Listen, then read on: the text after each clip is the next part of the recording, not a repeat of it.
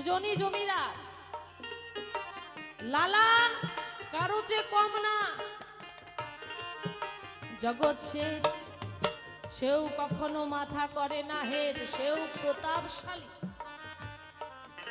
দুজনের হাতেই টাকা, দুজনেই জমি সম্পত্তি, কারো যেন কম না। দুই বন্ধু খুব ভালোবাসা।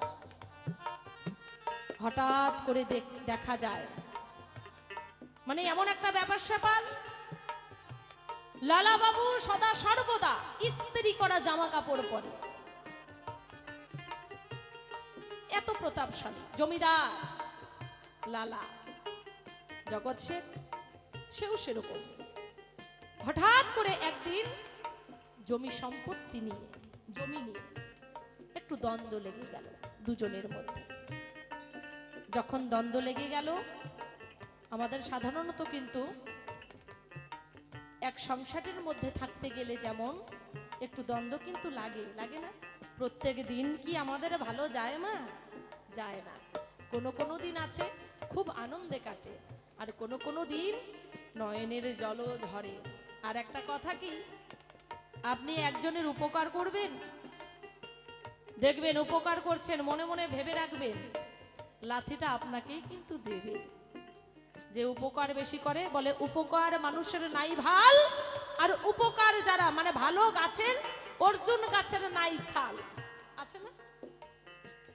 ভালো জিনিসের একটু বিপদ বেশি। একটু জমি নিয়ে যখন দ্বন্দ্ব লেগে গেল, তারা মনে মনে ভাবলো আমরা এতদিনের বন্ধু, কোনো ব্যাপার না, হয়তো মিটে যাবে। কিন্তু ধীরে ধীরে ওই ফুলকি একটু আগুন, তুষের আগুন, একটু যদি আগুন থাকে আর সেখানে যদি একটু হাওয়া পায়, ধীরে ধীরে সেই আগুনটা কিন্তু বিশাল আকার ধারণ করে, করে না? একটু জমি নিয়ে দ্বন্দ্ব লেগে প্রাণের বন্ধু দুই বন্ধুর মধ্যে এমন হয়ে গেল যেন একজন আরেকজনের মুখ দর্শন করে না। এমন একটা জায়গা এসে গেছে। শেষ পর্যন্ত ধীরে ধীরে যেতে যেতে মিউচুয়াল হলো না, সমাধান হয়নি। শেষ পর্যন্ত দেখা গেল এই দুই বন্ধুর